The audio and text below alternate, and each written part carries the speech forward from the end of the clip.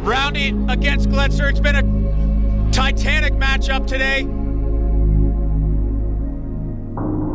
Well counter-ruck by Cal here. Looks like it's going to be a turnover.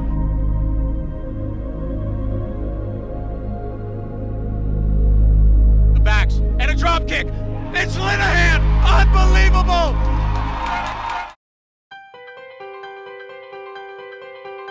I played since I was 4 years old. So growing up with like a rugby ball in hand and watching the games with Dad and just always wearing a rugby jersey. Is there any sort of instance where you remember being influenced to play, or is it just something that's like breathing, it just came? It's definitely, being from New Zealand, it's a lot like breathing. It came with growing up in New Zealand, but it also came as watching my heroes play the game, and I just grew in love with it, and I still am. You served your mission in Australia.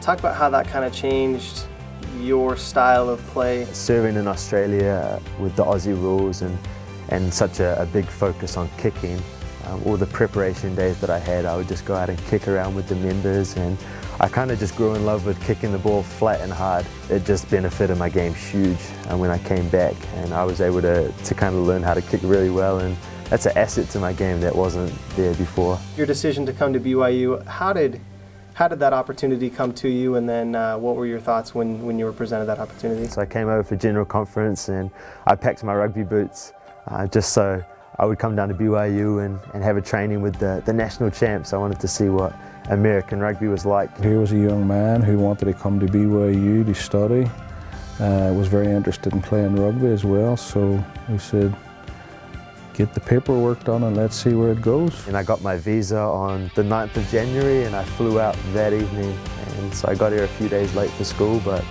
I got here in time for school and more importantly for rugby season. We've got close like off the field as well as on the field. We've gone out together, drank some chocolate milk and yeah, just got to be good friends over the course of the season. Every day I wake up, I'm just grateful to be here. BYU has blessed my life so much, and I just want to give back to this institution already, and I've only been here for a few short months, but I love it, and I kind of get a bit annoyed when I see people that don't enjoy it as much, because this for me is living the dream.